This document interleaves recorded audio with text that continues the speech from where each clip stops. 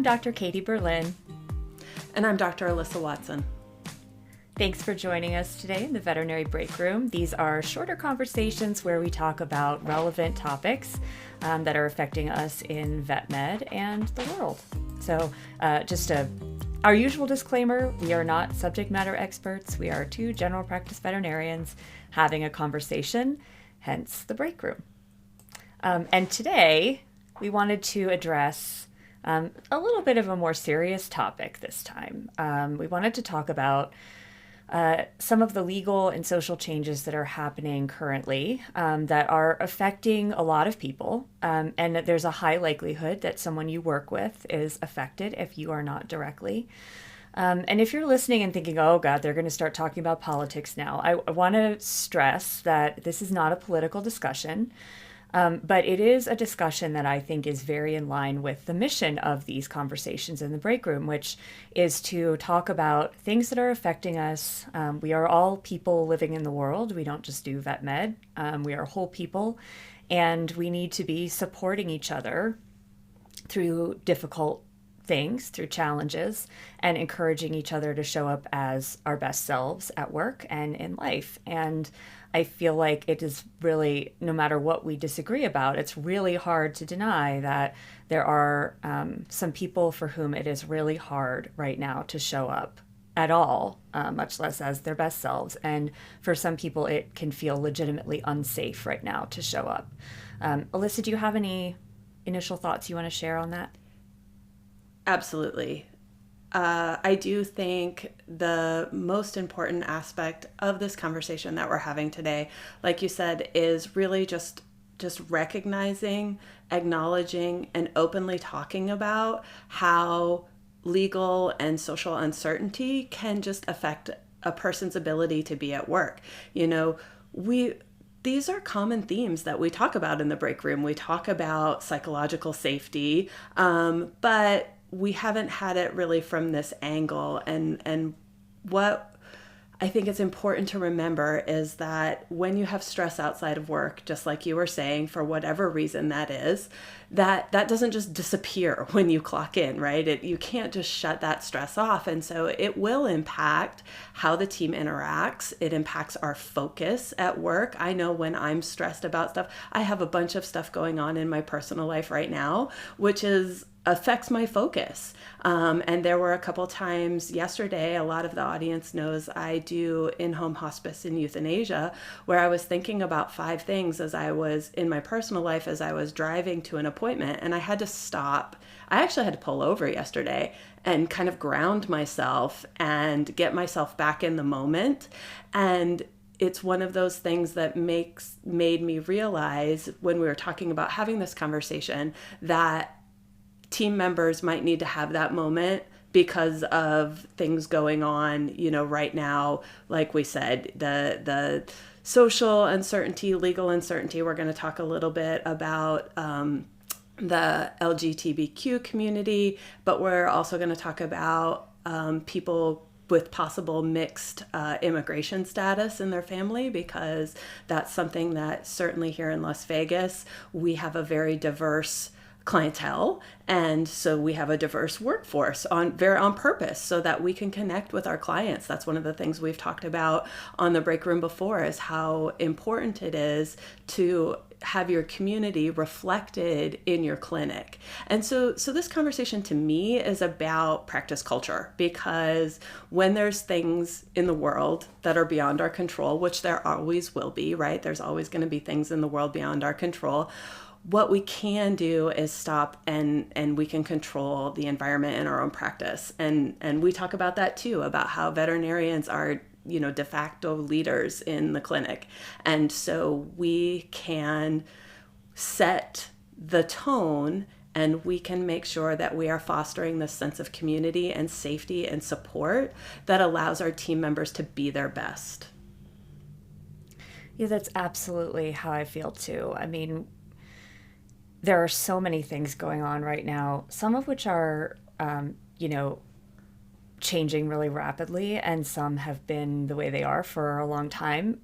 There's populations that have not felt safe ever. And now it just seems like there the problems are magnifying all of that. And, we talk, I think you mentioned psychological safety earlier. We talk about that a fair bit, the feeling like if you make a mistake that the whole team can learn from how that mistake happened, and you can talk about it and not be pointing fingers. And it's not about blame. It's about what can we learn from the situation? Can we be honest with ourselves? Can we support each other through times when we've made mistakes? That's psychological safety. That's an example. But we don't talk that much about physical safety, because for people of privilege, it's kind of assumed, you go to work and you're physically at least not in danger when you go to work. But that is actually not the case for a group of people right now. The LGBTQ plus community is always conscious of this, I think, but trans and non-binary, non-gender conforming individuals right now are in a really, really tough spot. And I know colleagues who have left the country and will not come back for events because they are scared, and they have a reason to be scared because they're hearing, our leaders saying that their identities are not valid and their rights do not exist to just be who they are in the world. And that is something I can't even imagine. And I think this messaging is enabling a lot of maybe inner feelings of discomfort with identities that people don't understand. It's allowing those feelings to come out. And so expressions of hate, of bigotry, of fear are going to be more prevalent when the leaders are telling you that's okay. And so even just going in an exam room with a client and not knowing how that client feels can feel really, really scary for somebody from a community where it's outwardly apparent that maybe they don't conform to the idea of the binary identities, gender identities. And so I can't imagine what that must be like. But as a woman, someone who identifies as a woman, I know I've been in exam rooms where I didn't feel safe. I've been in personal situations where I didn't feel safe. I've walked into dive bars and walked right out again because I didn't feel safe. And this is a daily, probably hourly occurrence for some people on our teams. And I think the emotional effects of that can't be overestimated, the idea that you're going to go to work and never know how safe you are at any given time. That is just a really, really, really hard thing for anybody to deal with for any reason. And it's going to have physical consequences. We know that chronic stress and fear can manifest as physical problems, as well as mental health issues. But the fundamental issue isn't mental health. It's, the changes that are happening in how people think and talk and look at individuals they don't understand. So I think that just understanding that and trying to put yourself in that situation, if it doesn't directly apply to you, is a really good start for understanding how you can support your team if this is something that might be affecting them. Yeah. It goes back to practicing empathy as a skill. We practice all sorts of other skills, and empathy is something that I do believe needs to be actively practiced and thought about. And you made a perfect example, relating it to your own experience as a woman at times that you haven't felt safe. And so to step back and think about, what are some times that maybe I haven't felt safe, and how would I have wanted someone to approach that, or what are the things they could do, to support me in that situation. And then make sure we're not making assumptions, and that we are openly asking people how they feel. We've had that conversation here on the break room before too, with different members of our team, and wanting to make sure that we're asking permission for, them to share those experiences, and not just assuming that they want to do something or don't want to do something, not just assuming that they don't want to go in and see that client, but maybe just asking, is there a way we can support you? And are you feeling comfortable right now? I think you're totally right about empathy. I mean, we talk about empathy a lot, same as psychological safety. We talk about it with Spectrum of Care, where we've discussed, being less judgmental of clients and what they can or can't afford, or if they have different philosophies about pet ownership, or, they choose not to do something and we don't know why they're not doing it because it's exactly what we would do and what we think should be done. And that judgment really doesn't help anyone. And so we talk a lot about that now here in the break room, and then other veterinary content is talking about this, which I love so much. And this is really no different. We're not talking about having to understand everything that a client does or being able to identify with them completely or say, like, I would do the same thing in their shoes. That's almost never the case. People make their own decisions based on what is right for them, sometimes in spite of our best efforts. But that lack of judgment, I think, makes us better practitioners, and it also makes us happier at work. At least it makes me happier at work, because judging people is tiring. Hate is tiring, disliking people is tiring. And so I'm happier if I just assume that people are doing the best they can. And I feel like, for people whose identities you don't identify with yourself, or you don't really understand what it's like to be that person, you don't have to understand it, but can you show that you are safe? You are a safe place for them, and that it is okay for them to be themselves around you. Yes, we can all do that. And, not everybody is prone to public displays of this. Not everyone is going to, like, I have rainbows everywhere, I'm straight and cis and I have rainbows everywhere, and I love it because I want people to know that that I am somebody who wants to be accepting of their identity, whoever they are. And not everybody's like that, and that's fine.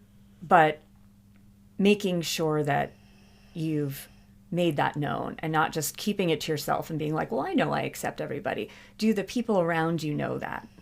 Have you said it out loud?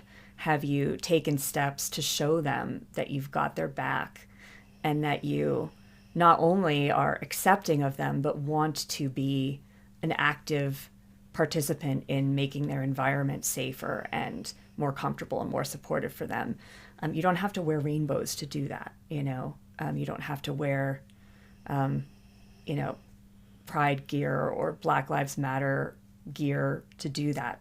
You can show them that you're there for them through your actions and words. And I think right now it's really, really, really, really important to do that because people are not sure who they can trust with their true selves. And that's a scary, scary place to be. Mm-hmm. Mm-hmm. Yeah, I agree so much. So I don't know, I'm always looking for ways to, have actionable, tips that I can build on. Again, I said kind of at the top of the episode, what's important to me is being able to find something where I can make a difference and I can control. And I do feel like that's, kind of my smaller, more local community. And so that is one thing that just want to make sure that I personally am being aware of people's moods and, their normal behavior. And if that seems a little different, maybe just taking an extra minute to approach things, like you said, not with judgment, but with curiosity as like, hey, I wonder, why this seems a little off today or something like that. And coming from that place of curiosity and wanting to find out what's going on without snapping and jumping to a conclusion that might not be correct. Yeah, that's a good point. People are going through a lot, and whether it has anything to do with what we're talking about or some other thing entirely, like that's a really important thing to remember, is that people are coming in with a whole lot of stuff that we can't see.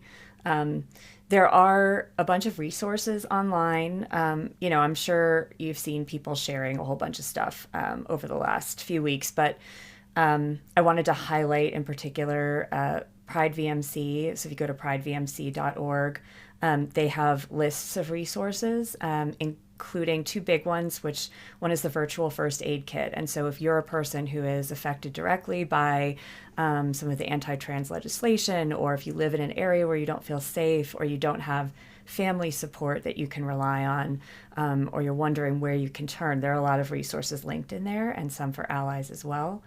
And then there's a mutual first aid kit, which offers a ton of links where if you are wondering what you can do to help support the LGBTQ plus community, you can go and donate to a bunch of different places. And, you know, when you go on here, it's worth going on just to see what some of these places are. Like, some of it is helping people move because they cannot stay where they are, helping people relocate, helping people find temporary housing, helping people get a passport. It is fundamental stuff for survival. It's not just like, not just mental health resources. I say that like that's not a big deal. Those are really, really important. But some of this is like, people need jobs and they need places to live.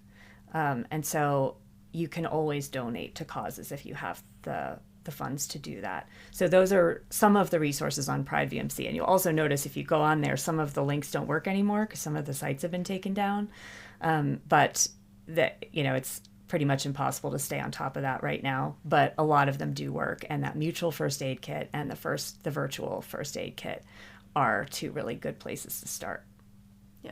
Yeah. And I think just keep doing some digging because, like you said, unfortunately, some of these links to different resources for people have an information sites that we're used to seeing, like the Centers for Disease Control and Prevention have been taken down, and hopefully those will come back. But in the meantime, we might have to dig a little deeper. And I think another actionable tip that, we're talking about physical safety. If clinics don't have a plan for the physical safety of your staff right now, you need to do that. Not just because of this, but because of any other situation. We have talked in the break room before about, the threat of physical violence from a client, from a, disgruntled client or something like that. And so if you don't have a plan for that in your practice, a panic button, a way to, that your staff is trained to diffuse that situation, you need it. And this might just be a gentle reminder to maybe sit down and relook at those at the next staff meeting. Yeah, that's a good reminder, Alyssa. And, if this all gets heavy, whether or not you're directly affected by any of this, like it's impossible to exist at least in the US today, without hearing a lot of things that make you feel stuff all the time. Like you can't be free of it. And whether or not it's stuff that affects you or that you have strong feelings about, like we're getting this constant onslaught of really big changes, really big feelings about them. And so for you or anybody else, like I think it's really important to give yourselves grace and give grace to your team. And like Alyssa said, like be curious if somebody's off, ask them if they need anything, offer to take that euthanasia if you're in a place where you can handle it and they're already not doing well.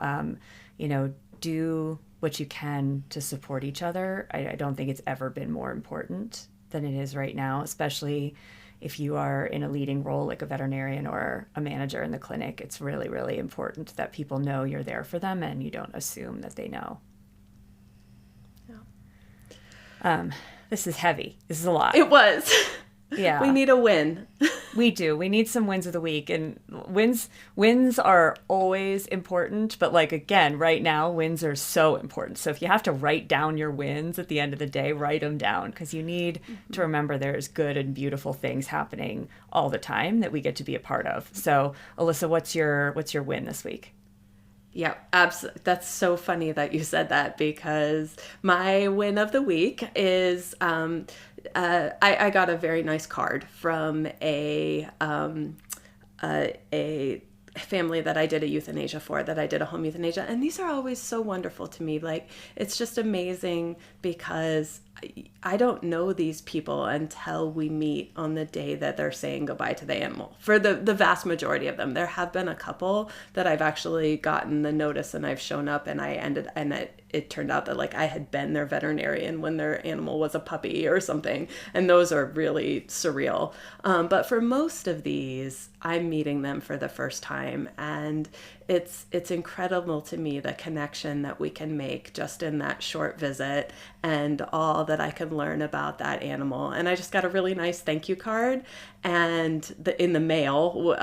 And so I added it to my thank you card collection, which I keep and I pull out anytime I'm having a really horrible day. So if you don't have one of those, you need a drawer full of like cards and times that people have complimented you or recognized, because we all, I know I tend to kind of focus on the what went wrong and what was the negative, and sometimes we need that little boost of the positive. And so that was really nice. For sure. And I love that. And I love that it came in the mail. Like, there's nothing like getting a card in the mail, you know? It's so unusual now. Like, they could have emailed, but a card came in the mail, and I love that. And I'm changing my win of the week. I was going to talk about puppies, but I'm actually gonna have my own I don't suck file story, because that's what I call it. The file of like cards that people give you that you look at when you feel like you suck, you know, and it's like a whole bunch of cards proving that you do not in fact suck. And you know about this because I think I texted our group thread about it, because I was so touched that, you know, Instagram, you can get message requests from people you don't follow. And so sometimes I don't see those because they're like in a different folder. And I actually went there expecting it to be all trolls. And instead I had a message from a woman who was a former client back in Pennsylvania. So we're talking several years since I've seen them, at least. And they have a beautiful golden retriever, and she had written because he's having some problems with his eyes, and she wanted to know who I would recommend that they see as an ophthalmologist in central Pennsylvania.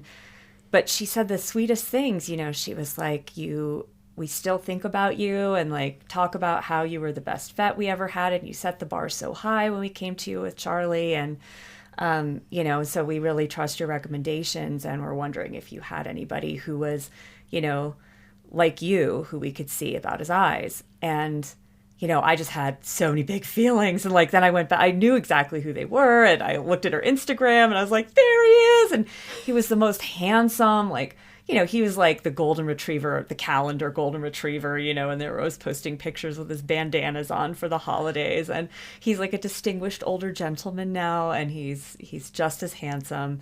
And I remember them because they were a couple who they now have kids, but at the time they were like a young couple with a dog that they all just matched, you know, those families where you're like, these are exactly the family that should have this dog.